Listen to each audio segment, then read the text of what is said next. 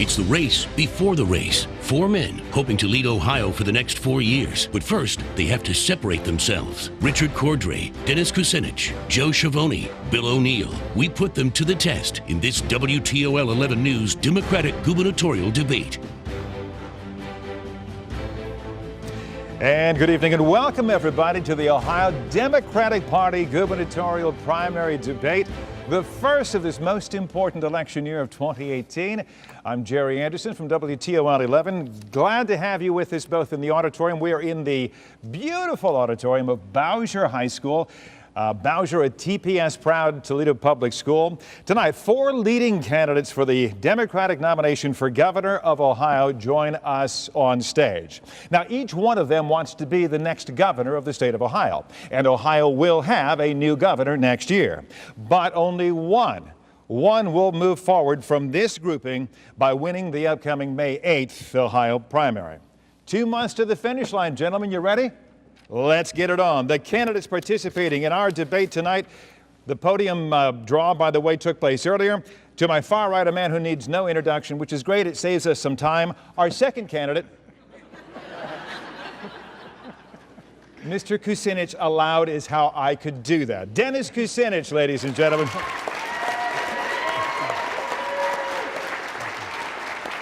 Mr. Kucinich served 16 years in the U.S. House of Representatives. Previously, Mr. Kucinich, a member of the Ohio Senate. And some of us actually remember at 31 years of age was the youngest mayor of a major American city. That city, of course, being Cleveland. His running mate is Akron City Councilwoman Tara Samples. To my immediate right, ladies and gentlemen, we welcome Justice William O'Neill, most recently serving as a justice on the Ohio Supreme Court, having been elected there in 2012. He earlier served a decade, 10 years, on the 11th District Court of Appeals. He earned a Bronze Star for service in Vietnam. That, sir, is my generation, and I thank you for that. His running mate is Chantel Lewis, Lorain County Elementary School principal and former East Cleveland City Council member. To my immediate left, Senator Joe Schiavone is here. He's a member of the Ohio Senate and former Senate Minority Leader. Raised on the south side of Youngstown, he practiced in the family law firm specializing in workers' compensation law. He was a Golden Gloves boxing champ, so if it all goes bad up here tonight, I'm going to tuck in right behind Senator Schiavone over here.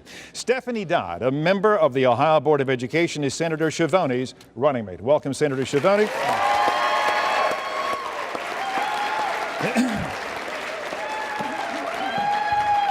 To my far left, the right as you're watching at home, Richard Cordray is here. He comes from Grove City, Ohio. As you know, Mr. Cordray most recently served as the first ever director of the Federal Consumer Financial Protection Bureau. He previously served here in our state as the Ohio Treasurer and the Ohio Secretary of State. His running mate is former congressional representative and Ohio House member Betty Sutton, native of Barberton. Ladies and gentlemen, Richard Cordray right there.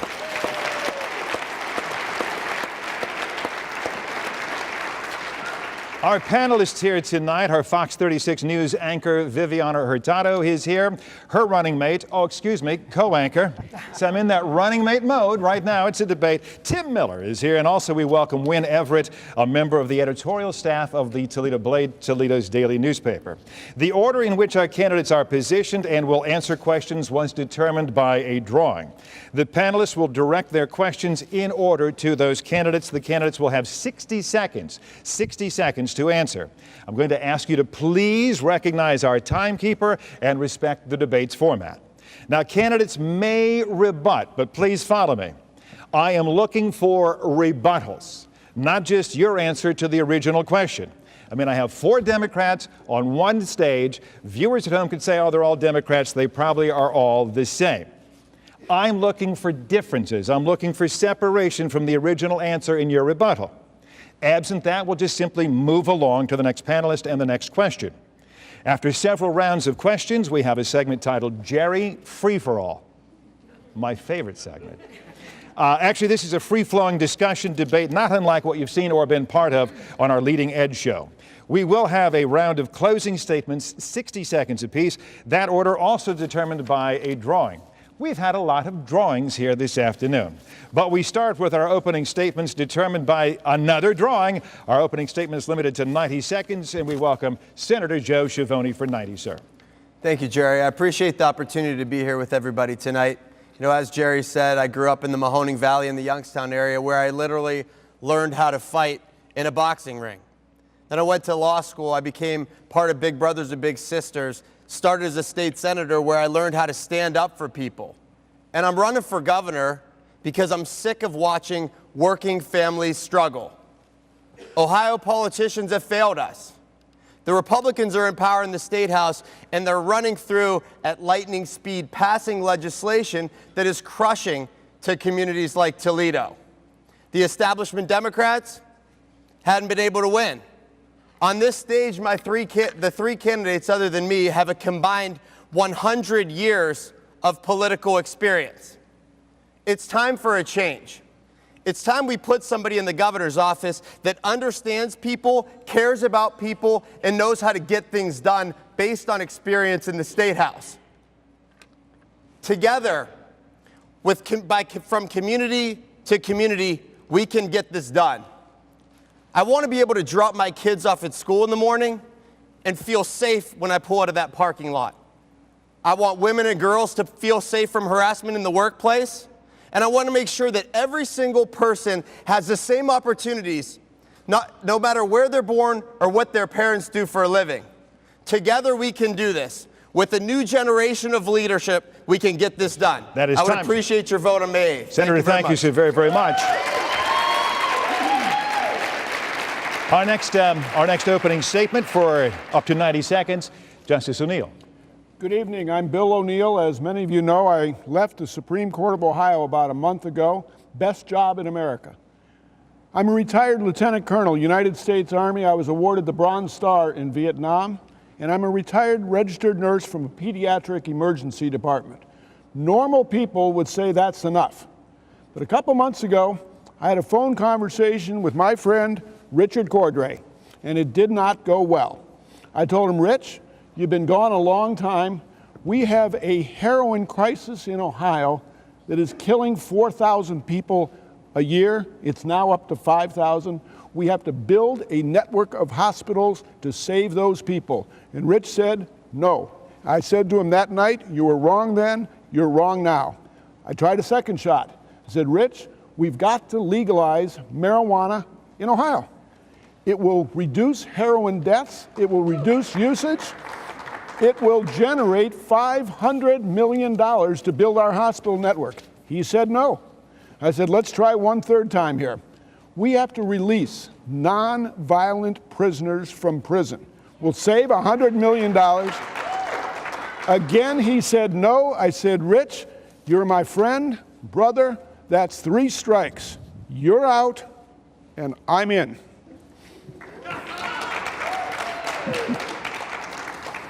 I'll be the umpire here tonight. Let's hear from Richard Cordray. Opening statement up to 90 seconds, sir.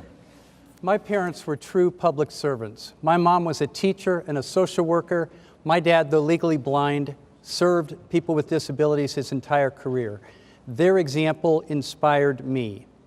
We know we can make a better Ohio. Betty Sutton and I are focused on the kitchen table issues, access to affordable health care, better education and training, more economic opportunity, and above all, jobs, better jobs. We will end the backward-looking one-party rule in Columbus. We stand for a tolerant and inclusive Ohio that will embrace the talents of everyone. We stand with the Me Too movement for an Ohio where women and men, jointly and equally, will lead our state forward. Betty and I will govern proudly on progressive principles. I've won statewide office twice as treasurer and attorney general and built a record of real results. We helped small businesses grow and create jobs. We helped thousands of people save their homes from foreclosure. We took on Wall Street and brought back $2 billion for Ohio retirees. We defended workers' rights. Elizabeth Warren recruited me, and President Obama appointed me to head the Consumer Bureau, where we took on the big banks and powerful interests. We fought Republicans in Congress, and we put back $12 billion that was wrongly taken from Americans back in people's pockets. Betty and I will set an example for America of how government can work not just for some of us, but for all of us. Please join us to fulfill this vision. That is time. Thank you, Mr. Cordray. Thank you. Our final opening statement. Up to 90 seconds. Dennis Kucinich. My fellow Ohioans, I'm Dennis Kucinich. I'm from Cleveland, Ohio. I grew up in the city of Cleveland, the oldest of 7, and my parents never owned a home. We were renters. And so we traveled from neighborhood to neighborhood as the family grew, looking for a place to rent. By the time I was 17, we lived in 21 different places, including a couple cars. I remember those days well, and I remember my parents in one apartment we lived at above 10712 St. Clair, sitting at a kitchen table, counting pennies to pay utility bills. I could hear the pennies drop then in my sleep, and I can hear them dropping now, people trying to make ends meet. This has informed my public service. This is where my passion is for representing people, not just remembering where I came from, but this is who I am, someone who will stand up and speak out on behalf of the people, for health care for all, just like the bill I wrote in Congress, universal, single-payer, not-for-profit health care, for free college education for 2 years for Ohio's young people, for Ohioans having the opportunity to have clean water, and for Ohioans having the opportunity to have safe neighborhoods. And we begin with a ban on assault weapons, which I'm leading the way in the state towards. Thank you very much, and I look forward to this debate and to your support in the race for governor. Thank you. Candidates, thank you also very much for your opening statements. Thank you also for respecting our clock. All right, so they have introduced themselves to each and every one of you, all of you watching across the state of Ohio. They have also begun to frame the issues as they see them. Up next, our panelists are good to go. They had a stack of questions this tall coming in, and based on that round, it should be about that tall. We're firing at the candidates when we come back right after this.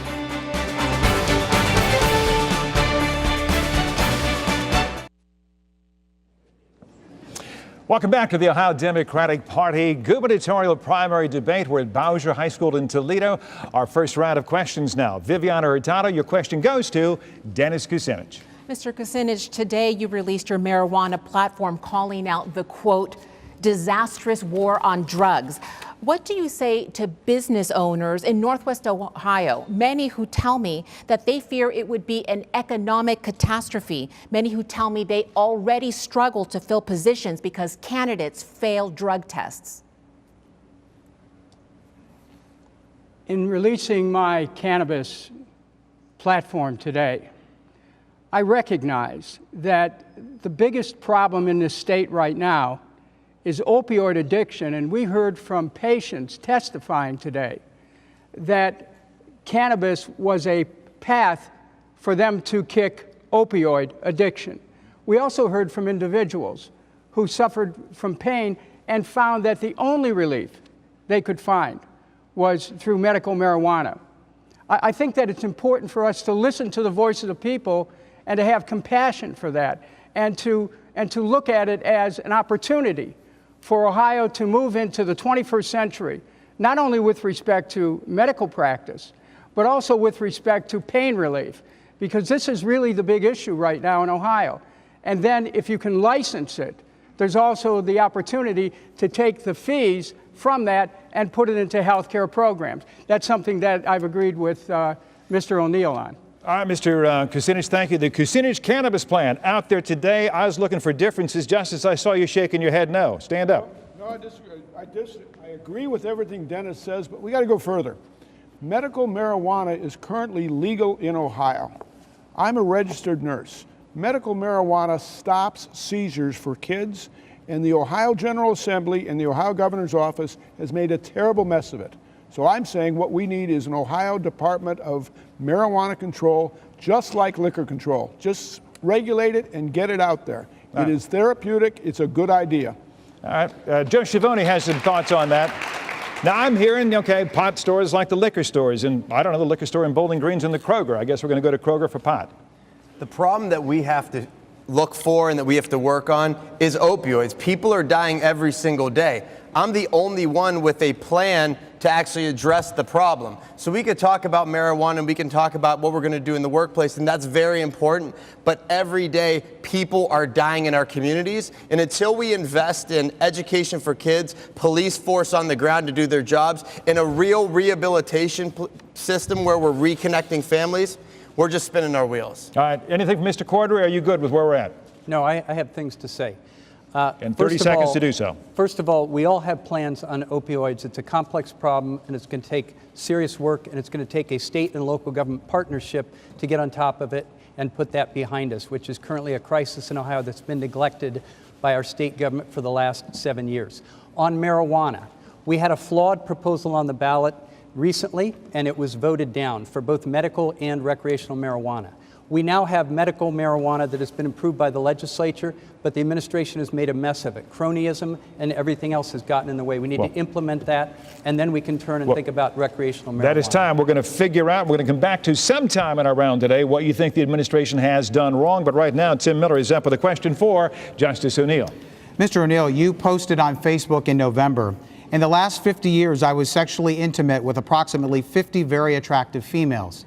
In the midst of the Me Too movement, even if those relationships were consensual, was that proper and appropriate from a candidate for governor? And should Ohio voters be concerned when you post something like that publicly? I like the end of your question. No, they shouldn't be concerned. I've spent 15 years as a judge and a justice without any suggestion of impropriety. Was that post inappropriate? Of course it was. Did I immediately apologize for it? Of course I did. And I would suggest to you, if you look at my history, I've done a lot for civil rights in Ohio. I used to be a civil rights lawyer for the state of Ohio. So I guess the measure of the man that I would ask you to take, and everyone in this room, when you're wrong, you promptly admit it. I looked at that. It was a moment of anger. I lashed out. Shouldn't have done it. As an old guy, I learned a lot about the internet that day. But I immediately apologized. When you're wrong, you promptly admitted it. That's what I did. All right, Justice, thank you so very much. Anybody else need to weigh in on the Justice's personal life? Are we good there? Yes. No, I think he said what he needed to say. I have things to say. I will hear from you for 30, sir. I think that post was disgusting and inexcusable. It identified in detail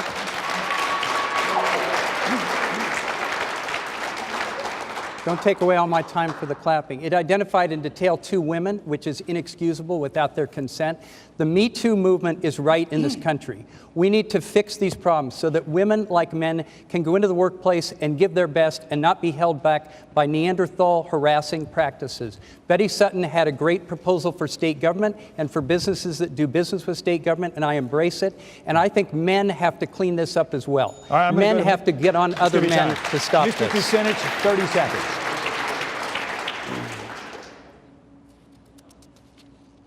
The Me Too movement is a challenge for all men to be able to step up and understand the inner equality of all of us, men and women alike. And in doing that, we come to understand that the necessity that all of us have as men to respect women in every way, in the workplace, in our personal relationships. But I want to say that when an individual makes the transition and says, okay, I understand, I was wrong, that's an important moment. And every man that's out there who says that and recognizes he's wrong ought to be recognized for doing that. All right. Sin no more, avoid the near That's occasion. time. That's time. Interesting point. I was wrong, screwed up on the internet. I apologize. Briefly, sir, Senator, briefly. The thing about the internet and social media is once you say something, you cannot pull that back. Mm-hmm.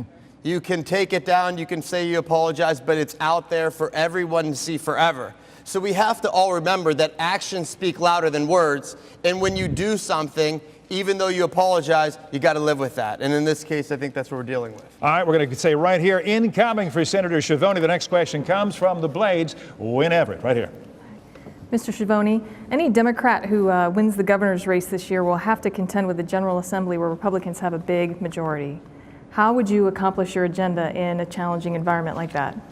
This is my life. I mean, I've been the minority leader in the State House. I've been down there for 9 years working in the minority. Every time I drive my car from Youngstown down to Columbus, I'm thinking about how we can get things done for the people. People don't want you to just go down there and make arguments and fight with people. They want to see results. I currently have a piece of legislation that's co-sponsored with a Republican regarding broadband access for everybody. Another bill about clean water underground infrastructure rebuilds, co-sponsored with a Republican. Just because you're a Democrat doesn't mean that you can't get along with Republicans, but I will say that I have to fight a lot too. So when things come up and you get pushed, you got to push back. And I've done a lot of that. And as governor, I would never let a bill pass my desk that would hurt workers, that dealing with women's rights, dealing with abortion choice, dealing with issues that are important to people in my community and in the state. And so it's about working first, but fighting second. All right, working first, fighting second. Joe Schiavone. The Republicans have supermajorities in both legislative chambers, Senate and House. Even if your party makes inroads, they likely will be, right? You agree, the Republicans will be in charge of the legislature. What are you going to do with that, Governor Kucinich? Well, first of all, let me give you a clear example of what I've already done. When I was in the state Senate 22 years ago, there was a bill that was very important to me. I wanted to make it so that every city would have protection against these sports teams that are threatening to leave. Right. So what I did, I worked with the Republicans and actually passed a bill, an amendment. It's ORC 9.67, which empowers cities.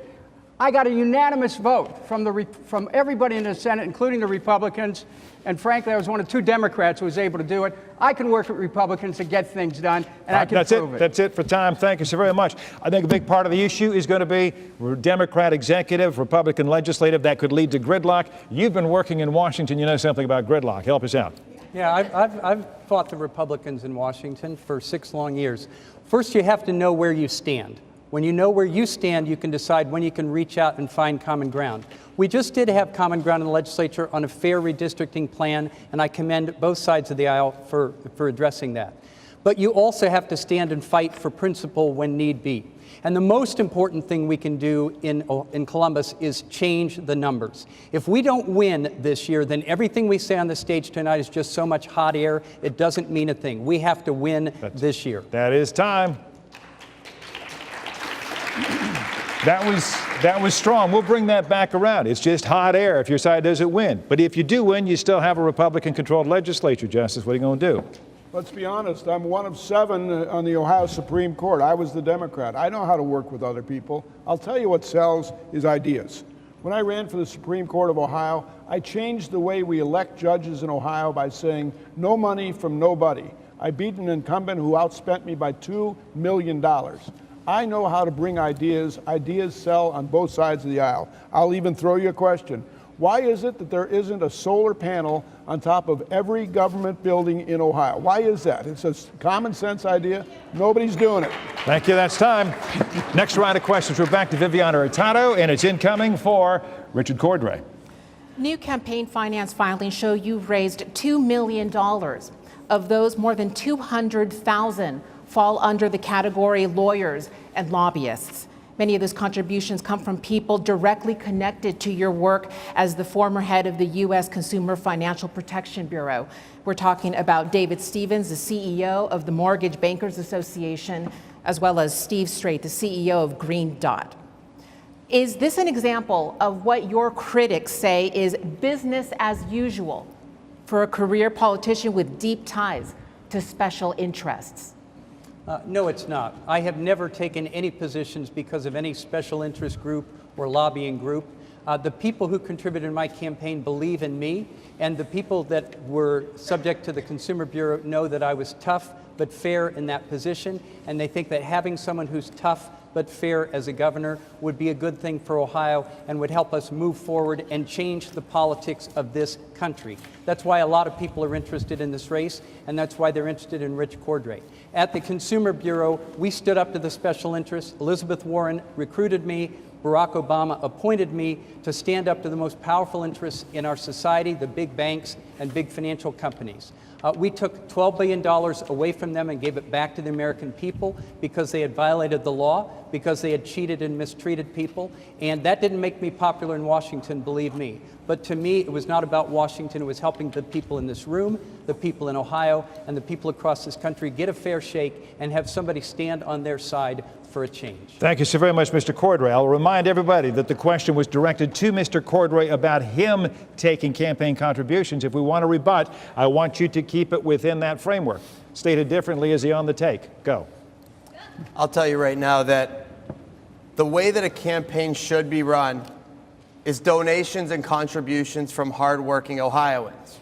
And I've never been appointed by the president to anything. I don't know much about Washington, but I know that for the last year and a half, I've been traveling the state and meeting hardworking people that have been donating $50 a piece to my campaign because they believe in something real. You're answering Viviana's question for yourself that was directed at Mr. Cordray. Are you suggesting, Senator Schiavone, that he has used financial contributions and have been improperly influenced by them?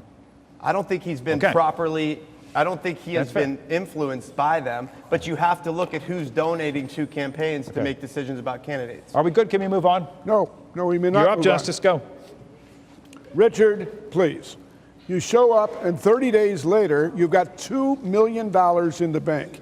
You are Prince Richard of the Ohio Democratic Party. They have funneled that money to you. They've done it their whole life. You've got an A rating from the NRA. It is duplicitous for you to suggest you can take money from bankers and turn the other way. Duplicitous.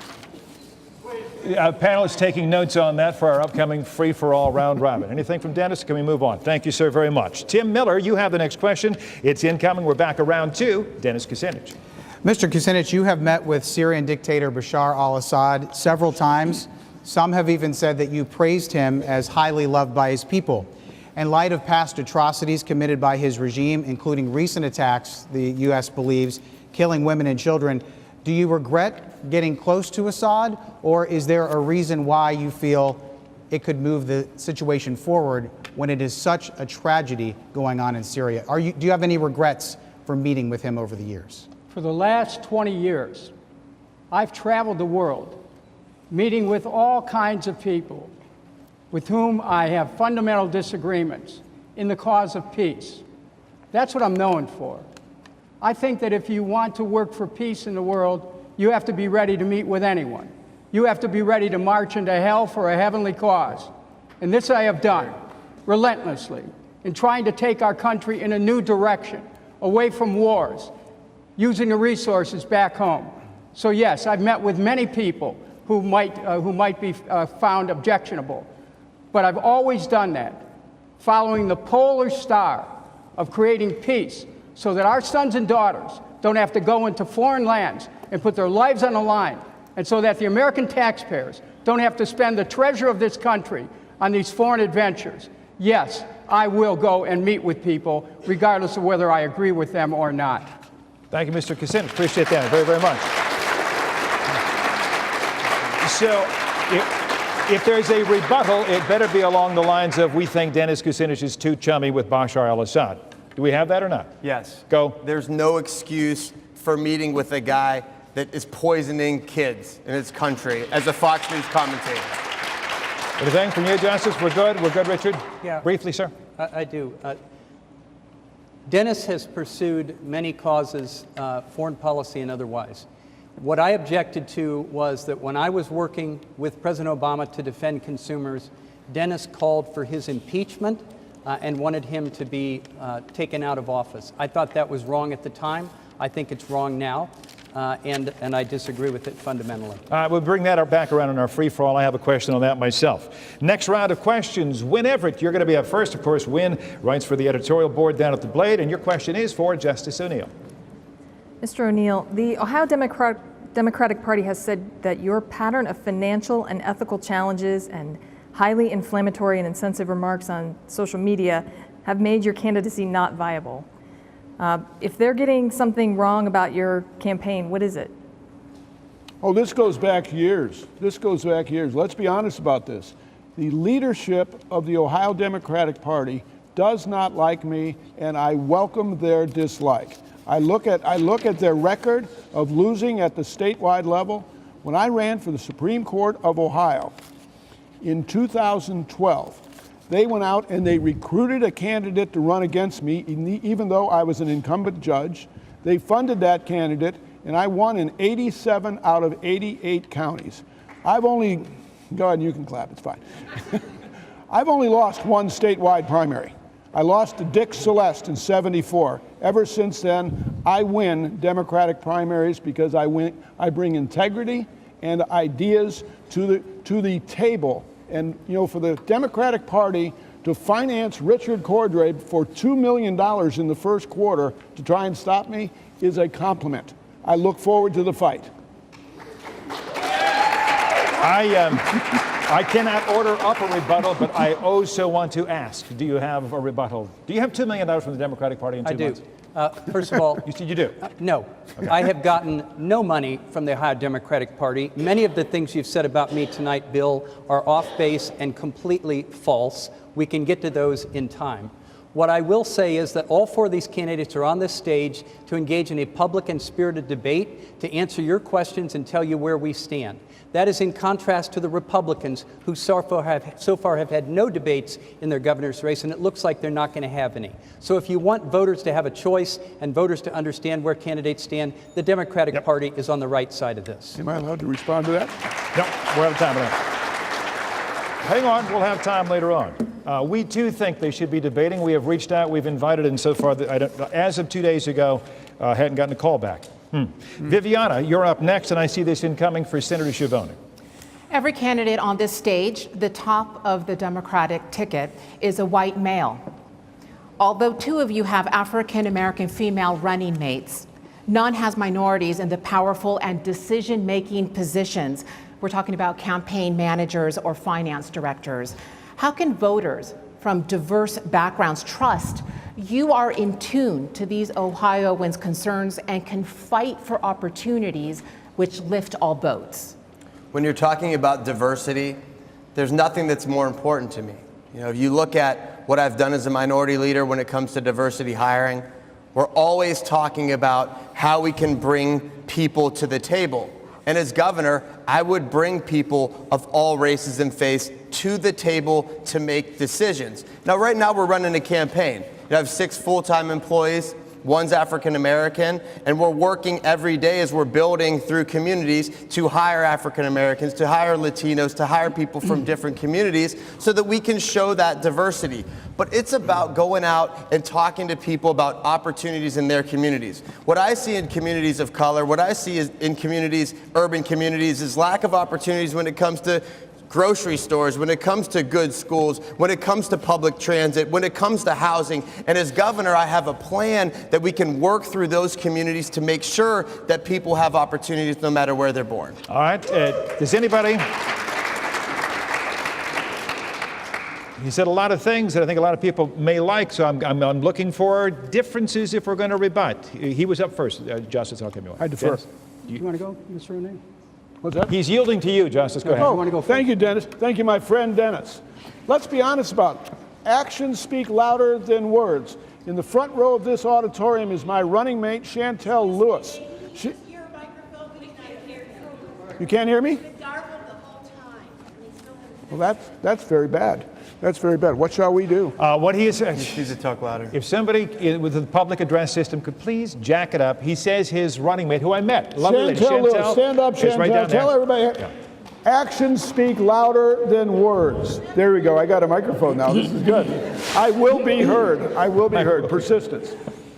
Chantel has 2 master's degrees and half a PhD and a superintendent's license in education. She is going to be the lieutenant governor of Ohio, and John Kasich had better stop stealing ideas from my website, because I've already said we are going to have a superintendent or a czar of education in the cabinet, and it's going to be Chantel Lewis, who's a principal of a school today. That's time. That's time. Appreciate it so very, very much. Mr. Kucinich, and I met your running mate, Tara, who's also here. But again, I think these are not on the stage with us. I think it's the point of the question. I think the question is very important. Yes. I would like to introduce my running mate, Akron City Councilwoman Tara Samples, if you would stand and be recognized. Now, Tara, why did I pick Tara Samples? Because I grew up in the inner city of Cleveland, and I understand the experience of people in that inner city.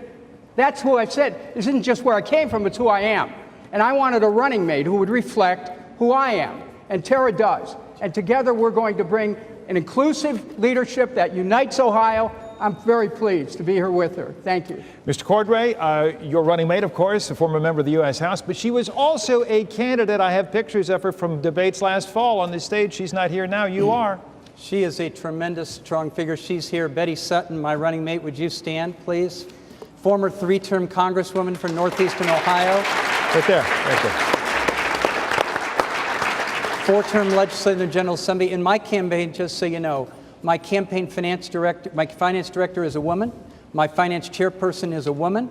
Our one senior strategist to date is a woman. One of our 3 campaign co-chairs is a woman. And my running mate, my equal partner in this, very strong figure that many of you know, Betty Sutton, is a woman. That's it. We will lead the state forward so that more women will hold office in the future. Thanks to all of the running mates who are here. Thanks for being here in Toledo. Nice to meet you all. Tim, I have you up next. Incoming, please, for Mr. Cordray. Mr. Cordray, many consider you in the state the front runner in this race. You just received this week the backing of the Ohio AFL-CIO. Labor, of course, very important endorsement to get in the state. What specifically do you need to do? What is the most important issue for you to keep that momentum and to prove to Ohio voters that you don't feel you're entitled to this job? So first of all, I'm here in an equal debate with these 4 candidates, and I'm willing to treat it that way, and we will move forward. We're also out aggressively seeking support. I'm proud to be endorsed, Betty and I are, by the Ohio AFL-CIO, which stands for collective bargaining rights and stands for workers' rights and stands against right to work in Ohio, and they have been our strongest advocates for years. And we stand with them to support working people in this state. We need to raise the minimum wage so that people who work hard every day can have a fair shake and can raise a family. Many minimum wage workers don't work 1 job. They work 2 or 3 jobs, and they still can't make ends meet. We need to have fair terms and conditions in the workplace, and our labor unions have led the way for many other Ohioans to benefit as well. And I'm proud to have their support, and I'm proud to have earned their support. And what I can say is, I'm not anointed by anyone. I will earn support as we move forward in this primary, and I'm happy to have it go on that basis. Earned, not appointed. Senator Schiavone, you're shaking your head over something. What? I've been in the State House for 9 years, earning support of rank-and-file working people. And just because a head of a union says that somebody is supposed to be endorsed doesn't mean that everybody in that union votes for that person, and we saw that in the last election. All right. Mr. Kucinich, briefly. I've been a member of 3 unions, including the Stagehands Union. I believe in the right to organize, the right to collective bargaining, the right to strike, the right to decent wages and benefits, the right to a secure retirement, the right to a safe workplace, the right to be able to sue an employer if they're injured, if a worker is injured on a job, the right to participate in the political process. Workers' rights are human rights. And if I'm elected governor, that state house will be a worker state house. We'll make sure that the rights of workers are protected in every single department. And we can begin with the $15 minimum wage. That's stop. Thank you. Slid $15 in there. Anything from you, Justice, briefly? Are we good? No, I'm not good. The AFL-CIO should be ashamed of themselves. Should be ashamed of themselves. Let me tell you, I'm a union organizer. I'm a union organizer that's been hit by a truck on a picket line, and I've served time in jail. My running mate is a teacher. The Ohio Federation of Teachers refused to sit down with us because they were getting ready for the coronation of Prince Richard. Understand what's going on here, folks. The Ohio Democratic Party is trying to rig this election. It's not going to work. Last time they tried it, I won 87 out of 88 counties. That's time. Justice, thanks so very much. Some stuff there to chew on. All right, up next, Wynn. I have you up next, and it's going to go over to Mr. Kucinich on this round. Mr. Kucinich, you have said that as governor... Could you speak a little louder? I'm sorry. You have said that as governor, you would end fracking, which has contributed to the natural gas boom in eastern Ohio. You've said that the jobs created by the natural gas industry there would be replaced with clean energy jobs. Where would those jobs come from, and how exactly would you make that happen? I think that we have to weigh these issues. There are families in the southeastern part of the state who have sacrificed the productivity of the land, clean water, the health of their children, the value of their property, as frackers have taken over. And many of the people who perform that fracking are from out of state. You can look at the license plates. They're people who come into Ohio, they frack and they leave, they get the profits, and the people are stuck with the results. We need to change our energy policies. We need a regenerative energy policy. We need a sustainable energy policy. But we have to stand for clean water. We cannot pretend that it's okay to pollute the water. Water is to Ohio and Ohio's future what oil is to Texas. And we have to realize this is our greatest resource, and we cannot let the water get contaminated and result in us losing this important resource. We have an issue with fracking has to go. They know a little bit about fracking over where you're from, sir. Absolutely, and there's people working in my community that are making $100,000 working as a truck driver. They're working every day to put food on their table. And yes, we need to move towards a more sustainable energy system, and we have to invest in those green energy jobs. I've proposed bills and pieces of legislation in order to move there, and in the meantime, we must regulate the oil and gas industry. But to say we're going to ban fracking is unrealistic and impossible with the General Assembly makeup that we sit in Columbus. No ban there. We banning fracking, Justice? No, we're not banning fracking. Are we banning fracking, Mr. Cordray? It's more than that. Dennis has said we should ban all oil and gas drilling in the state of Ohio. That is an extreme position. That is an extreme position that will lose us eastern Ohio for a generation, and it misses the fact there are many small landholders there for whom an oil or gas well on their property is their sole means of livelihood, and you will put them into extreme poverty. That is wrong. What we should do is revive our clean industries in Ohio. Alternative energy can create hundreds of thousands of new jobs. This legislature has turned its back on that. We need to move forward, not backward, and that's where I will go. Thank you, sir. Viviana Hurtado. This time incoming for Justice. Justice O'Neill is going to take the next question from Viviana. No, I didn't get the answer, Dennis, on fracking. You said, okay, 15 seconds. I don't think we should ban fracking. This is the first time Dennis and I are going to disagree. I used to represent the drillers in Ashtabula County. Fracking is extremely dangerous, but the reality is that with the fracking energy independence in north or southeast Ohio, we've decreased our use of coal and we've decreased our use of foreign oil. That was a rebuttal. It's something that has to be done safely, but just to ban it altogether is not a good idea. Got it. Thank you for that clarification. Here we go. Viviana Hurtado incoming for Justice O'Neill. After the Florida shooting tragedy, there are renewed calls for gun control measures and certainly backlash against the National Rifle Association. But locally, the NRA is not a lobby, but members who volunteer with Boy Scout troops. They are our neighbors. How will you reassure these Ohioans that your position goes after the problem and not law-abiding citizens? Sure. I've got a double issue here. I'm a pediatric nurse. When I see children killed, it just breaks my heart. But I'm also a judge, and I'm a lawyer. The Second Amendment clearly permits people to own weapons, but the Second Amendment does not prohibit us from having reasonable regulation. I think I'm the only one here on the stage that's just willing to take a chance. I'm saying if the Second Amendment gives you the right to own an AR-15, which, by the way, I'm an expert marksman, if it gives you that right, we have a right as citizens to know where it is. So I am proposing that any AR-15 in Ohio will be required to have a permit issued by your local chief of police. My local chief of police told me he had no idea how many AR-15s there are in a small town of 4,000 people. You need to register them. We have to regulate these. This has got to stop. All right, the Justice says he's a Second Amendment believer, but there are reasonable controls. Anything to my left over here? Absolutely. Senator.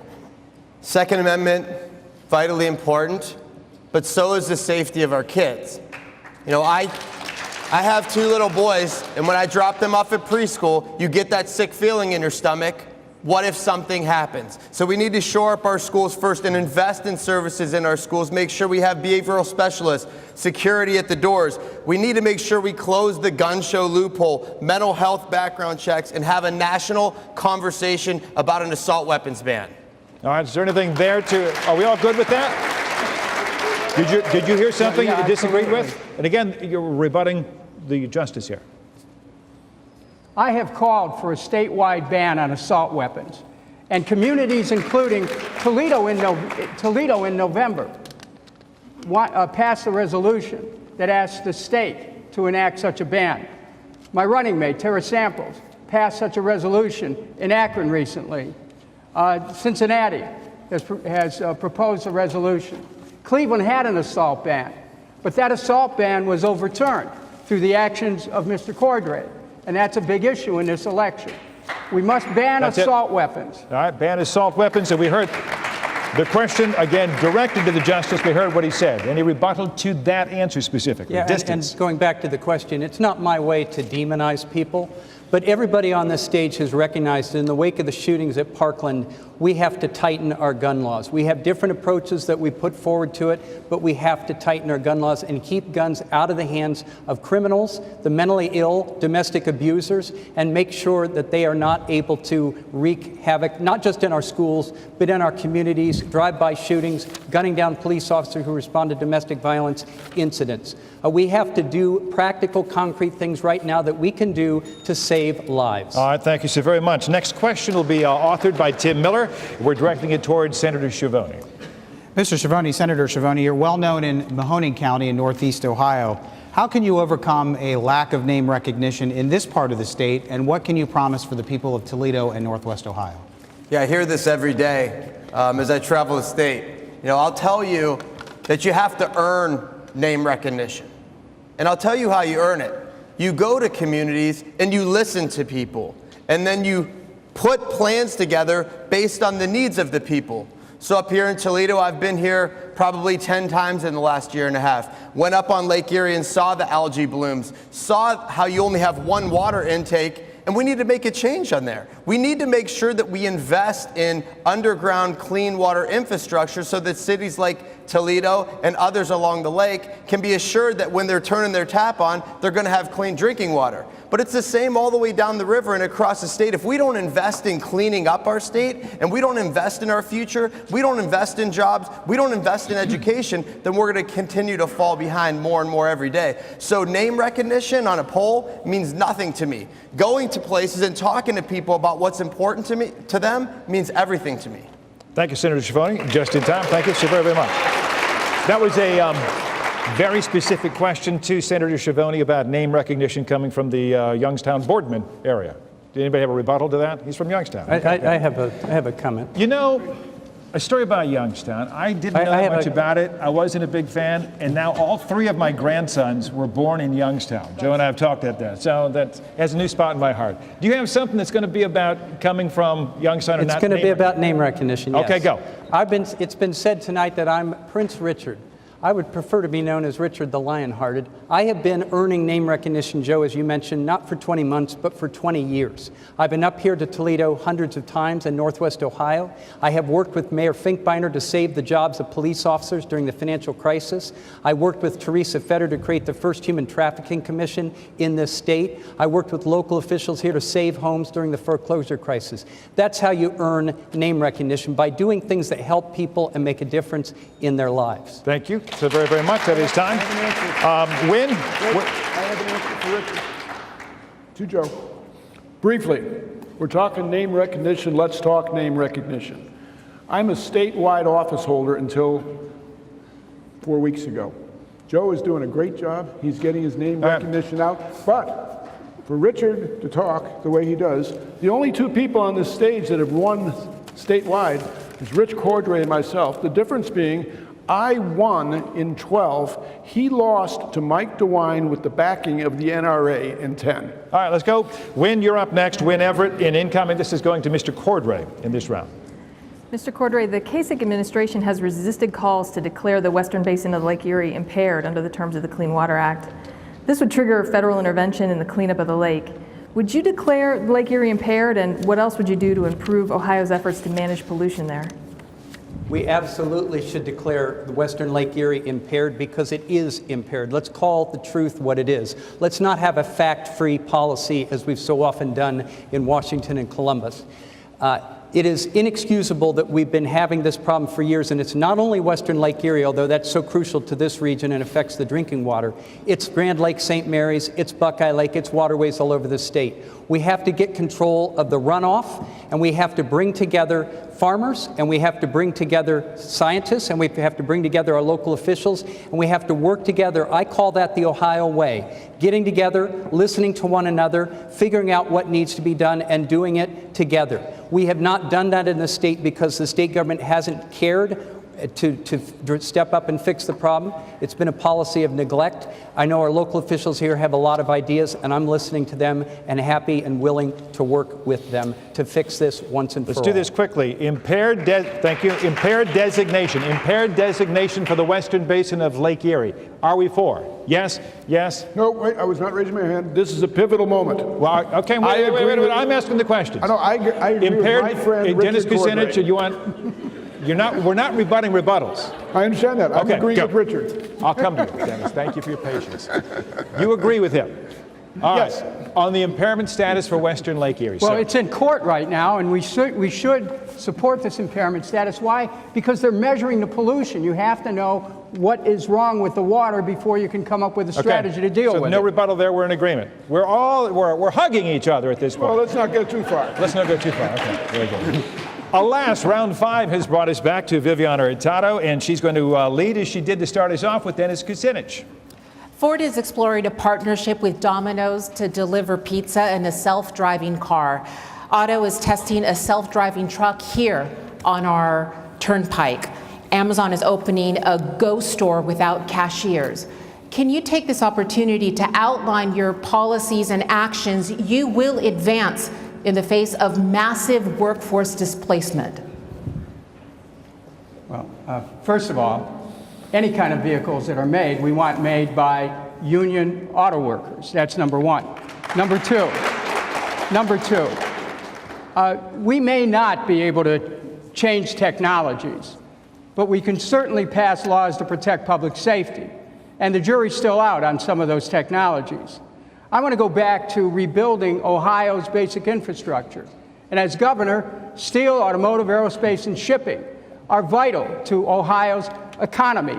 And of course, we have the new economy of sustainability and green technology. But we have to realize that any kind of vehicles that are made have to be made with union labor, with top dollar wages, with benefits, and we keep the jobs here in Ohio. So if there's new technologies, I want to bring the jobs here, but I want them made by union people. Anything to rebut that? That's union people, that's $15 an hour jobs or more? It's not just about self-driving cars, though. It's about investing in the future. It's about investing in business incubators so young people can stay in our state. It's about giving incentives so that young people want to live in communities like Toledo. It's about investing in additive manufacturing and job retraining for the jobs that we're going to lose and getting ahead of the curve, not just talking about one particular industry. Got it. Anything, Mr. Cordray, briefly, sir? Yeah, I actually would say that I agree with everything Dennis said in that answer. I agree with everything Joe just said. Let me take it a little further. No, that's not a rebuttal. No, I'm just starting. So give me a chance. Give me some separation. When I was Attorney General, we had to face the General Motors and the Chrysler bankruptcies, and the auto industry was on the mat in the state. And we worked through those and fixed things so that those industries could rise again. My running mate, Betty Sutton, did the Cash for Clunkers program. Do you remember that? It helped fix the auto industry and give them a chance to rise again. And it's important in Toledo, it's important in Youngstown, it's important in Cleveland and across the state. Thank you so very much. Tim Miller, next question. Incoming for Justice William O'Neill. Mr. O'Neill, murders in the city of Toledo right now for 2018 currently stand at 9. One is too many, obviously. What will you do, especially with your background as a judge, to stop violent crime on the streets of Toledo, in the suburbs, and all over the state that has not been done by the Kasich administration? There's a couple things that I think we have to look at that are, it's hard for me to contrast myself to others when they don't have positions. My first position when I came out was $15 an hour is a minimum living wage for everybody. You give people a job, they won't be murdering people. But more importantly, once upon a time in America, in Ohio, we had a state mental health hospital network that took care of mentally ill people because the people of Ohio thought it was important that we reach down to our less fortunate citizens. All of those hospitals were shut down in the 70s. The theory was, well, they'll go somewhere else and get treated. Where they ended up is in jail. It is time for the state of Ohio to be serious about mental health, reopen the state mental health hospital network. We can fund it with marijuana, we can fund it with $15 an hour. We have the money, we've got to have the soul, we got to have the heart. All right, the question was shootings and killings in Toledo. I want to hear from if you have any separation from the justice. It's not just about mental health. I mean, mental health is a key component, but it's about community, police, relations.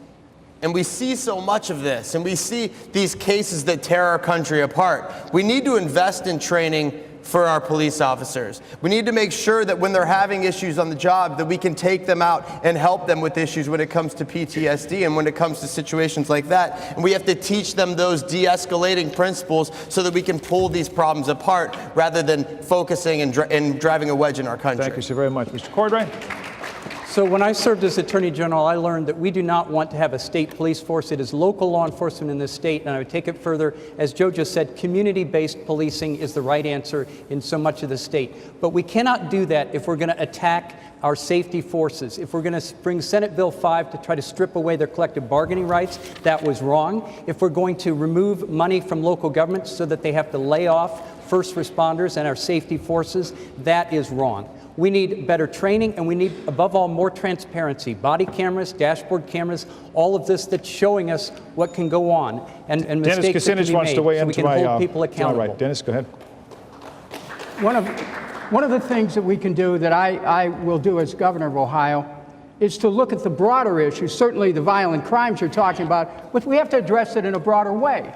We have to look at why the violence in our society, domestic violence, spousal abuse, child abuse, violence in the school, gang violence, gun violence, racial violence, violence against gays, police community clashes. We have to go deeper on this issue. And as governor, I'll bring together the kind of tremendous talent that we have in this state to address the issues of violence generally, and then get into the specifics. That is time, and I thank you so very much for adhering to it. Wynn Everett from The Blade, you're up next for Senator Schiavone.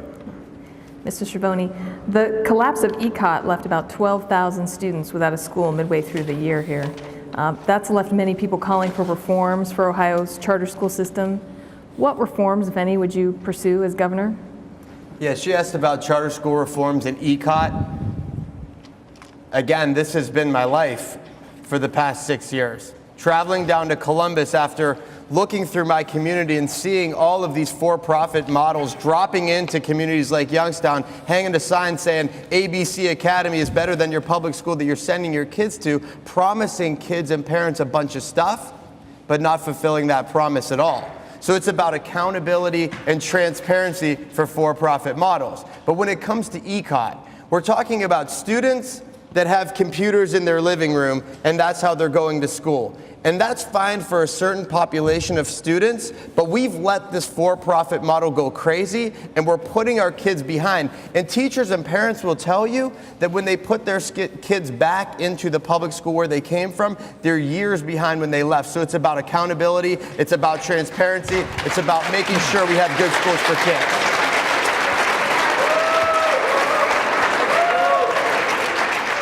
Charter schools in the state of Ohio, you don't agree? I do not agree. Well, let's hear it.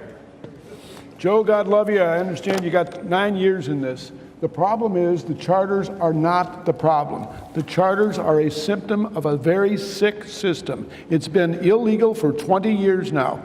Every parent is always going to send their children to somewhere where they think they will get a good education. The Ohio Senate, the Ohio House, the governor's office has betrayed us for 20 years. It's not the charters, although they've got problems. They got problems in those charters. It's not the charters. It's like it is a sickness that we are not addressing at the state level. It is not the charters, Dennis Kucinich. Well, actually, Toledo spends about $72 million of its public school funding that goes to charters. The taxpayers in Toledo don't have any choice, and nor does the school board.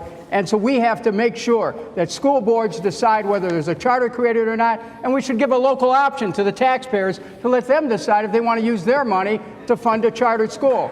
We have to stop the charter schools from ripping off the Ohio taxpayers, and I intend to do that. They're getting $1 billion a year, and we have to stop this. They're stealing from our public school Do we have charters all wrong in Ohio? So I believe that Joe and Dennis are right. We need to rein in the for-profit charter schools. And Bill, I believe you're wrong on this. It's ECOT, it's white hat management, it's people who have seen our public school system and saw an opportunity, and they see these children not as children to be educated, but as backpacks with dollar signs. And it is wrong. And we need to move forward and do better in Ohio. We need accountability for these programs. We have $70 million missing at ECOT that we're never going to get back. We have $1 billion that was poured into that. And where did it come from? It came from our public schools. It should have been there for teachers, students, and parents. Thank you so very, very much. Viviana Hurtado, I have incoming for Richard Cordray. The infant mortality rate in Lucas County is at par with some countries in the developing world, with African American babies 10 times more likely to die before their first birthday than white babies. Can you outline your economic and education proposals that can improve this unacceptable statistic for our state? And how will you win support from a Republican legislature to spend on social services? This is where we have to stand and fight on principle. This legislature has been obsessed with attacking women's health. They've been obsessed with attacking women's right to choose and manage their own health rather than being dictated to by state officials, many of whom are men. It is wrong. I believe that we need to support a woman's right to choose, and we need to avoid that issue becoming a wedge to take funding away from Planned Parenthood, so we can't do the mammogram screenings that save women's lives, so that we take money away from prenatal care, postnatal care, and working on infant mortality. Ohio is one of the worst states in the nation, not just Toledo, for infant mortality generally, and we are among the very worst in the nation for infant mortality in the African American community. There's a great initiative in Columbus and being worked on around the state. We need to take those initiatives and push them statewide. But we have to get back to recognizing that women's health is fundamental to our families. Women deserve the same kind of support for their health issues that men do, and we have to stop these attacks in the legislature. All right. Thank you very much. We can hear from on infant mortality. It is so huge that in 2018 America, we're dealing with numbers that are just so profoundly high. I've got everybody wanting to weigh in. We'll just work it down. No problem. You know, unhealthy communities, unfortunately, equals dead children. And you look at the fact that local governments have been cut and slashed every single year I've been in the General Assembly. And when you don't have money coming from Columbus to local communities, then local communities are forced to cut in places that we desperately need to invest. And that has disproportionately affected urban communities. And so we need to invest in people. We need to invest in education. We need to invest in Healthy Moms, Healthy Babies programs across the state, and not just $1 million for 88 counties, but really invest in and make it matter. Thank you. Anybody on this side want to weigh in? We're going to go right down the line. We'll continue down. Go ahead, Justice. I did my pediatric training at Metro in Cleveland. It's the best trauma hospital in the Midwest. We need, as a state, to build more hospitals and less prisons. There's just no question about it. And Richard, I disagree. This is not a gender issue. This is a social issue. Justice Governor Kasich showed great courage when he expanded Medicaid. We have to do better. Sick children deserve health care, whatever it costs. That burden is on the shoulders of every person in this room, man and woman alike. Thank you, Justice. Mr. Kucinich, please. Mayor. We need to make a transition away from a for-profit healthcare system. Yep. We need to reach out to communities of color so that people know the programs that are available, and if necessary, you go door to door to spread the information. Give people an idea of where the services are. But we need to expand the services. And in my model of Ohio Care, a not-for-profit system, will not only educate people about services that are available, but will make them aware of the services available, and they'll have accessibility to it, and that will reduce infant mortality. Thank you so very, very much. Ladies and gentlemen, thank you, candidates all.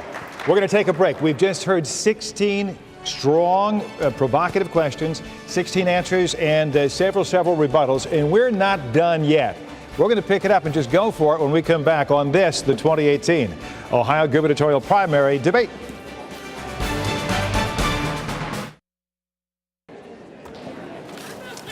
And welcome back to the 2018 Ohio Democratic Party Gubernatorial Primary Debate. I'm Jerry Anderson from WTOL. We're live at Bowsher High School in Toledo. Let's chat. Can we just chat? I want to know something. Under the category of mandatory or voluntary, for everything that's been said about algae in Lake Erie, should efforts and regulations to control farm runoff, which fuels Western Lake Erie's algae problem, be mandatory or voluntary? This can be short. Mandatory. Mandatory. Dennis Kucinich. Mandatory. Anybody over here? Mandatory with incentives to farmers. Mandatories with incentives. You guys can live with incentives, okay? Do we have any disagreement there? I agree with Joe. Mandatory with support for farmers. We can't put it all on their backs, but we have to fix this. So as it stands now, any one of you wins the May 8th primary and the November general election, you will push for mandatory regulations on Ohio's agricultural community. We have to make sure that farmers have a path towards different agricultural practices, and that way they're spared the brunt of And they do regulation. have a lot of paths, and many of them, many of them are playing the game right. They're doing what needs to be done, but if it's all voluntary, that leaves, the bad arranger out You got to there. invest in it, though. Say it again? You have to invest in it. Ohio's governor, we all fans of Governor John Kasich? Okay, we move on. Ohio's governor angered many, though, in his own party, gentlemen, by embracing Medicaid expansion. The legislature didn't quite undo that this session, but it certainly changed the path through which monies are expended. As governor, are you all in on Medicaid expansion? And what do you do with that legislative effort to wrest financial control from what will be your job if you're the winner? Go. Medicaid expansion only works if you invest in reimbursement rates. And I'll try to make this quick. Okay. But just because you're giving somebody a piece of paper that says that you have Medicaid doesn't mean anything unless the doctor's office takes it, and the dentist takes it, and the physical therapy after surgery takes it, and home health care takes it. And what we've done is expanded Medicaid, but we haven't invested in the reimbursement rates, so a lot of Medicaid recipients can't actually see a doctor. Medicaid expansion, are we in? And what about the legislature's effort to now redirect the money so they have control of the purse strings? Medicaid expansion was a courageous thing for John Kasich to do, but it just doesn't go far enough.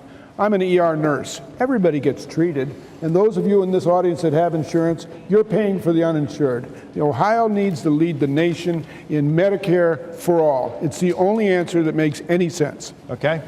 Actually, a major platform in our campaign is Medicare for all. I wrote the bill in the Congress, by the way, with John Conyers, H.R. 676, Medicare for All. I want to bring a version of that to Ohio so that Ohioans will never have to worry about premiums, co-pays, deductibles, going broke because of health care bills. Okay, we got two people, Medicare for all in the state of Ohio. Are you in on that? I'll get to you, Richard. Mr. Cordray. If we can find the money. If we can find the money. Go, sir. Yeah, I'd like to know where we find the money, but let me say, I agree that Governor Kasich was courageous to fight for the Medicaid expansion, and he's been courageous in standing up to President Trump. I disagree with a lot of things, but I give him credit for both of those things. On Medicaid expansion, though, this legislature is spoiling to take that away from Ohioans. And Mary Taylor is behind them to take it away from Ohioans, and Mike DeWine is tongue-tied on that issue. He will not say that he will support the Medicaid expansion because he's afraid of his right wing in the primary. And he needs to come out and tell us where he stands. That's why we need to have debates in the Republican Party like we're having debates here tonight.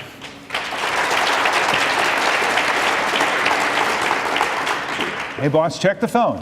Maybe it's wrong. Here we go. Speaking of phones, Mr. Cordray, your way. If on May 9th, the day after you've won the Democratic primary, it's Hillary Clinton saying, "Congratulations, Richard, I want to come and campaign for you."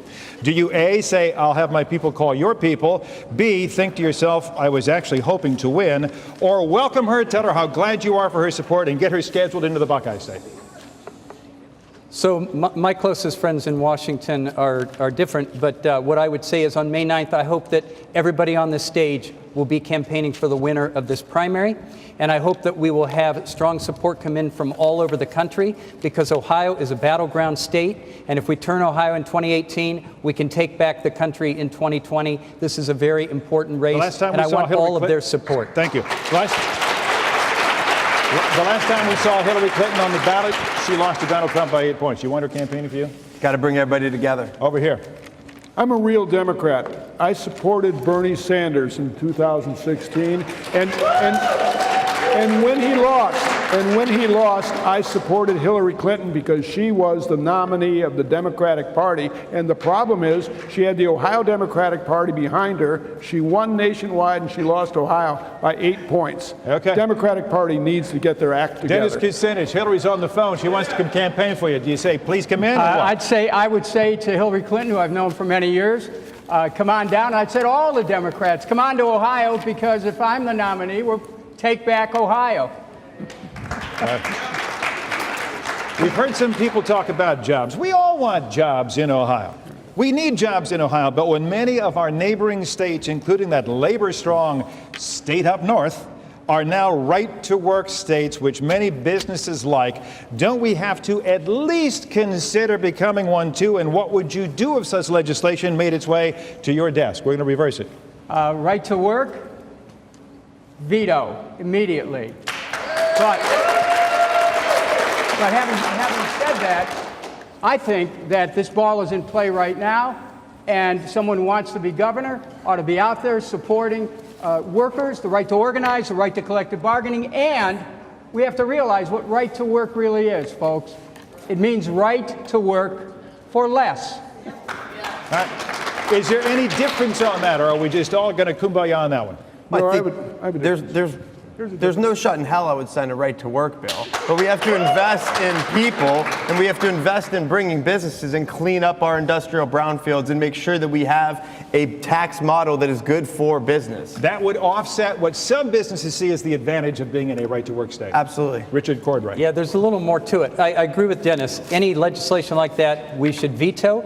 But if they try to put it on the ballot, which is where they seem to be going now, we should fight to keep it off the ballot. And if it is on the ballot, we should campaign to beat it. I was at the Workers' State House rally 2 weeks ago, where we were fighting against right to work and standing against right to work. I will continue to stand strongly with my union brothers and sisters in this state to fight right to work and to stand up for the collective bargaining rights of all Ohioans. Okay. Justice, go ahead. This is an easy one. Right to work is wrong. If I get it on my desk, it's vetoed. But here's why. I used to be a union organizer. I am a signator on the contract at The Ohio State University in 1973 when we did not have the right to work as public sector workers. That's how I got hit by a truck on a picket line. That's how I ended up in jail. Right to work means that if union people get together, freeloaders have got to pay their fair share for union representation. Thank you. All right. Here's one you probably haven't heard. I thought this was a delicious little tidbit when it came my way. If Congressman Jim Renacci wins the Republican primary for U.S. Senate, he at one time was in this race.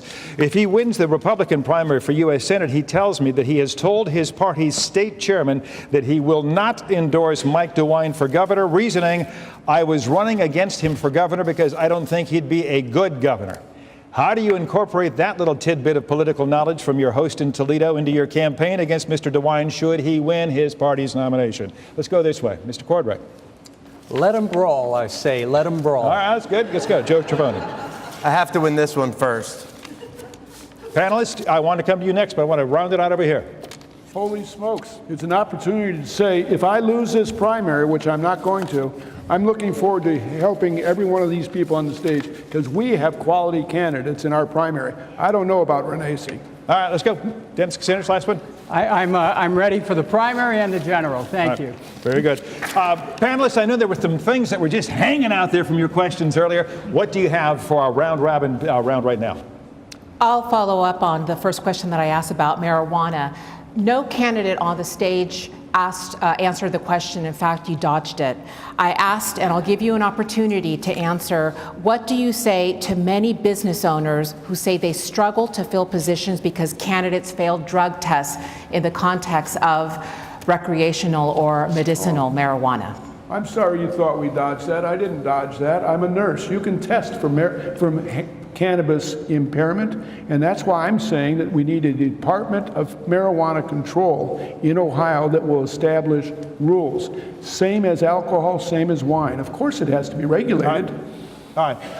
We all have heard this in the media. We're hearing that there is a shortage. It's a quantity issue of adequately trained. It's a quality issue, adequately trained who can pass drug tests. If you legalize, then you will be testing for other things, and you'll be testing for impairment. And I think that eventually that is the goal. And I'm sorry if you thought that I dodged the question. I tried to move it more towards opioids and things that are killing people every day. But I know, talking to people in the workforce and talking to business owners, it is an issue. But if we move towards legalization, then you remove that issue from the table.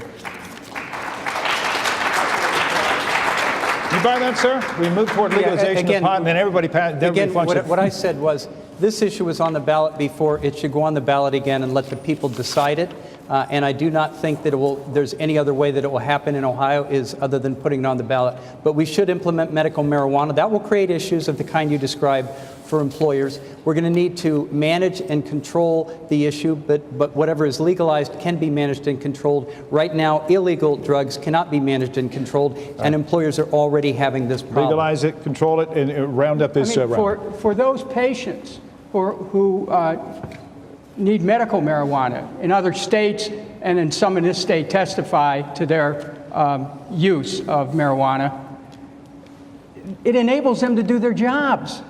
We have to realize that the question here isn't one of impairment. Impairment is a legal issue. Someone's driving under influence or using a substance that has caused their impairment. They can be charged for that. But this deals with people being able to do their jobs by having relief from pain. And so that's why I propose a cannabis platform that enables people to have access. We're short on time. Tim, get us one quick. Quick question. If you win in May and November, how do you work with President Trump, with Ohio being such an important state? We all think it's the best state, but it's the most important state as well. How do you work with President Trump? Mr. Cordray? I agree with you guys pretty close? I agree with what Senator, yeah. I've seen him up close. Yes, you have. I agree with what Senator Sherrod Brown has said, which is that when he's right, we'll work with him. When he's wrong, we will oppose him, and we will advocate for different approaches and different policies, or maybe we'll wait till the next day and maybe he'll get up on the other side of the bet.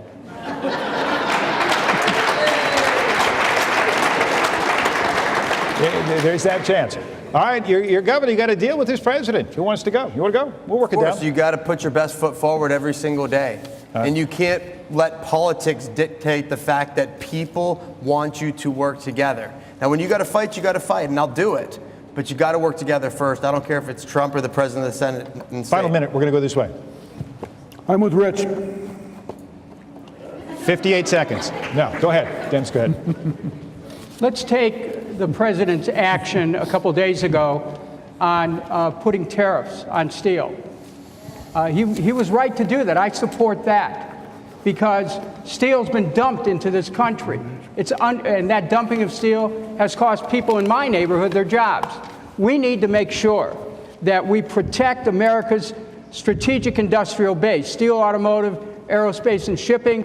When he's right, we ought to work, and when he's wrong, well, get ready to fight. Thank you so very much, Dennis Kucinich, and all of our candidates up here tonight. Have they not done a wonderful job so far?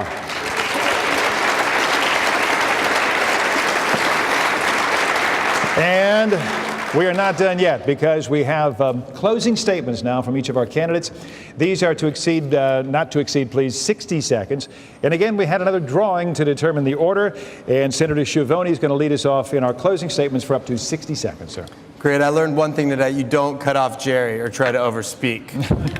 But I'll tell you that, it's time for a new generation of leadership. It's time for somebody that actually understands people, cares about people, and will work every single day to fight for those people. I think about my kids, I think about your kids, I think about future generations being able to stay in the communities that they were born.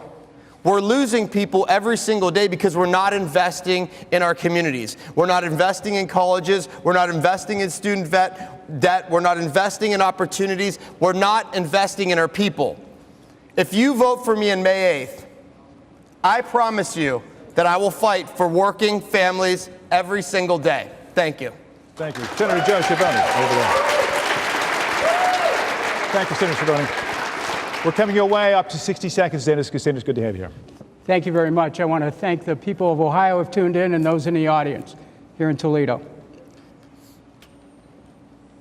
In the past hour and more, I've talked about the need for health care for all, and I intend to lead the way so that the people in Ohio will never have to worry about premiums, co-pays, deductibles. We need an Ohio Care plan. I want to lead the way so that young people will be able to go to college tuition-free for 2 years. I want to lead the way for clean water so that we can enjoy the benefits of a good life and protect our children's health. And I also am leading the way to get assault weapons off the streets of this state. Ohio should have an assault weapons ban. This is not a small matter. And I intend to make sure that Akron, Cincinnati, the other communities that are involved in this now have full support in their efforts to ban assault weapons. We need to do this for the children of Ohio. We need to do this to protect our public spaces. Thank you so very much. Dennis Kucinich, ladies and gentlemen. Dennis Kucinich. By draw, Mr. Cordray is up next. I'm running for governor because you deserve a leader who will focus on the concerns that you talk about around your kitchen tables, working for the people to improve their lives. Betty Sutton and I both believe in finding practical solutions to Ohio's problems. We're not the candidates who try to make the most noise. Instead, we're committed to making a difference by actually improving people's lives. It's not right that so many families in Ohio are worried sick around their kitchen tables about their future. We need to actually make those futures better. And it's wrong that our nation's politics are now marked by so much division and conflict. We need to show America there is a better way, and we can do that right here in Ohio. Bringing people together to face down our challenges together, that's what I call the Ohio way. We ask you to join us to take back the State House this year. Thank you. Richard Cordray, ladies and gentlemen, Richard Cordray. And our final closing statement for up to a minute, Justice William O'Neill. Thank you for being here. I don't know if my microphone's working again. You know, sometimes being a Supreme Court justice, I've learned a task that you have to tell people something they don't want to hear. We're going into a Democratic primary, and it's going to have one of three outcomes. The Ohio Democratic Party is not going to learn their way, and we're going to end up re-electing Mike DeWine for 8 more years of misery. That's option number one. They haven't had a win since Sherrod Brown and I won back in 12. Let's go to the second one. They can elect and have a coronation for Richard Cordray, and they'll end up with a Republican light. I don't know what he stands for. I know he's sponsored by the National Rifle Association. Or you can elect a real Democrat who says, let's deal with the opioid crisis, let's deal with marijuana, let's deal with guns with real regulations, let's deal with education with real ideas. It's time for the Democratic Party to think what you've been doing is not working. My name's Bill O'Neill. I'm the next governor of Ohio. And that is time, and I thank you so very, very much, Justice O'Neill. I was reading the other day, the Democrats have held the governor's mansion, what, 4 years of the last 24? Something like that. 28. Yet the 28, thank you. But these 4 men are standing before you on this day, sharing ideas, at times disagreeing, but standing before you to say that they would like a chance to lead our state. We again would welcome the Ohio Republican Party. We'll set the same format up in the forum for them as well. If they would also debate the issues here in Toledo, we'd love to have them. Right now, I've got to wrap it up with thanks to everybody in this auditorium. Your patience, your attention was so good, even when you couldn't hear us earlier on. I've got to give, come on, Ken, let's just give our crowd a time. And I need to get out of here now so that Justice O'Neill can take Mr. Cordray to dinner. So. Thank you, candidates all, for being here. Thank you all for watching, for listening, wherever you're at around the state. We'll see you next time. Panelists, outstanding job. To all of our crew members, thank you for making this look so easy and doing such a great job. Thank you all for being with us tonight. Good night.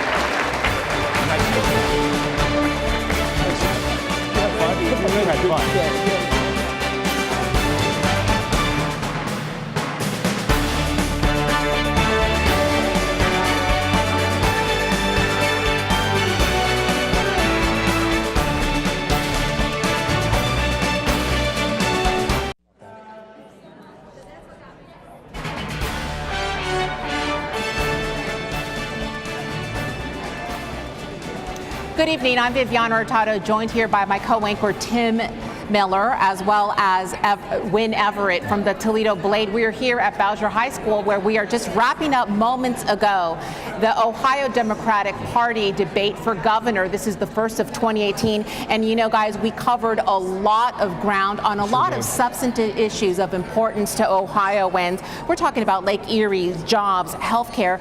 Talk to us right now about what you thought was one of the answers that stood out the most, maybe even some fireworks. Yeah, when I asked about Richard Cordray being perceived as the front runner, he's up there with 3 other challengers. That's right. That's when we really kind of got some fireworks, right? That's true. The other candidates clearly were targeting him. They perceive him as the front runner, and that's something they go after him on. In fact, Mr. O'Neill calls Mr. Cordray Prince Richard, which didn't go over very well at all. That came up a couple times during this debate. And Viviana, we did hear from Bill O'Neill saying that. Let's listen into the former judge talking about the coronation of Richard Cordray. The AFL-CIO should be ashamed of themselves. Should be ashamed of themselves. Let me tell you, I'm a union organizer. I'm a union organizer that's been hit by a truck on a picket line, and I've served time in jail. My running mate is a teacher. The Ohio Federation of Teachers refused to sit down with us because they were getting ready for the coronation of Prince Richard. Understand what's going on here, folks. The Ohio Democratic Party is trying to rig this election. It's not going to work.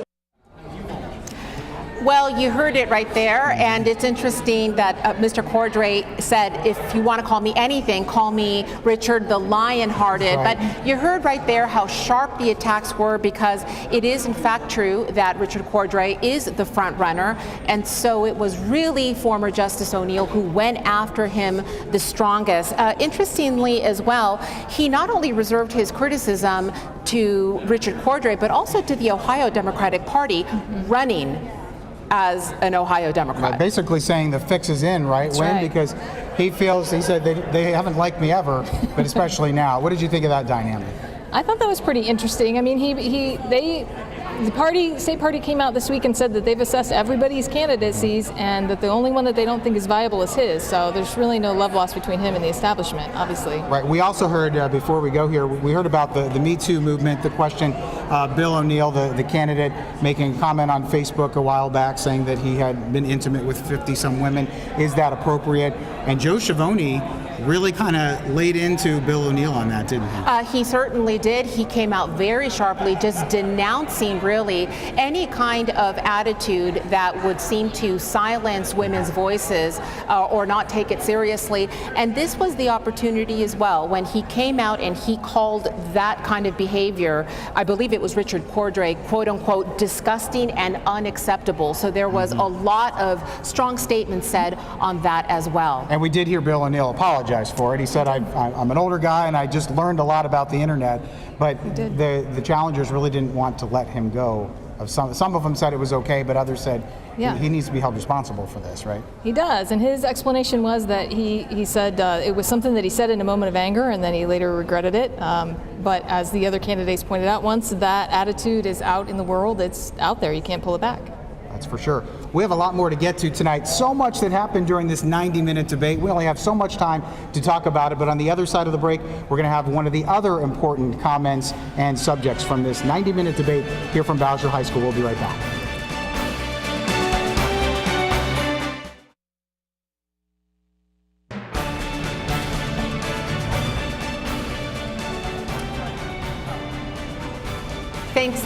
Thanks for staying with us. And one of the many issues that we talked about was about the status of Lake Erie. And Richard Cordray, this was an answer to Wynn's question, had this to say. We absolutely should declare the Western Lake Erie impaired because it is impaired. Let's call the truth what it is. Let's not have a fact-free policy as we've so often done in Washington and Columbus. So clearly, Richard Cordray, when not so happy with the current administration, which has resisted calls to declare Lake Erie impaired, which many believe could clean up our water and get rid of this algae we've been dealing with. Not a whole lot of disagreement from the Democrats. One thing they did agree on tonight was that there needs to be a designation. That's right. And it's in contrast to the current administration, the Kasich administration and his Ohio EPA Director Craig Butler. They have steadfastly refused to pursue that impairment designation because they're concerned about the effects that it would have on Ohio business and industry. But the Democrats are all in agreement that they would pursue that and bring in federal intervention, which would trigger mandatory cleanup, mandatory runoff controls, and that would be what many people say we need to clean up the lake. And Viviana, something that struck me, you asked about diversity in the campaigns, and it seemed like the candidates may have dodged that a little bit. They mentioned their running mates and some are minorities, but what did you think of that exchange there with the minority issue? Well, it was interesting, just as you say, because it was an opportunity to really go on the record as far as what kind of recruitment, retainment is going on, fielding people who are decision makers, not just in your campaign, but possibly as well going into the future with some kind of being elected to the State House. And so what they did was, in 2018, the Democrats were able to produce 4 white men. And what they did was that they pointed to 2 of them African-American running mates. They didn't get to that they had the opportunity but didn't answer that question. But later on you followed up and you felt the answers were a little bit sharper, I think. Well, that was on my marijuana question. Right. And it was a question that had to do with just really what is the policy on medical and recreational marijuana, because so many business owners and employers say they can't get employees who can pass a drug test. The first round, they started to talk about opioid addiction. The second time around, we did get some answers that have to do with legalizing marijuana so that they can screen for other things. Right. And where do you think that we go from here? We want the Republicans to debate here, but obviously voters in Ohio have to pare down this Democratic primary coming up in May. 4 strong candidates here. Everyone got a chance to hear from them, not just here in Toledo, but all over the state. This was viewed. Where do you think this race goes from here? Well, it's interesting because the last poll showed that a large percentage of people were still undecided. So I don't know that they really said a lot tonight that differentiated them one from the other, but it's pretty clear that the three candidates see Cordray as the front runner, and they're definitely taking him on. And that dynamic with Cordray and Bill O'Neill, some would say Bill O'Neill, and you mentioned the party itself doesn't really recognize him. But those 2 went at it the most, didn't they? It wasn't Kucinich or it wasn't Joe Schiavone. It was mostly the 2 of them. They did. And just jumping in really quickly, what did you guys think about the answers to what would it be like to be a Democratic governor with a Republican legislature? What did you guys think about their answers very quickly? They know it's a tough battle, right? And the chances are it's not going to change, at least the legislature. Schiavone mentioned, I do this. I've worked with Republicans, and he's authoring some things right now. That's right. I thought that was an interesting answer. The idea that people expect their elected leaders to work together now. There's a certain new understanding that this sort of gridlock isn't serving anyone. And so he seems to be recognizing that with his answer that first you want to work together, but if you have to fight, you do. I thought that was interesting. And I think that Mr. Cordray's answer was somewhere along those lines, too. And we also asked them about how they would work with President Trump. If they win in May, if they win in November. Some of them said, hey, I've got to get through the primary first. But one of the things that really stuck with me was we will work with him when he's right, but when he's wrong, we fight. So that is definitely something you would expect to hear from Democrats. They will fight the president if they need to. It was a very lively night, very informative, and I thank you so much for joining us. We'll be right back.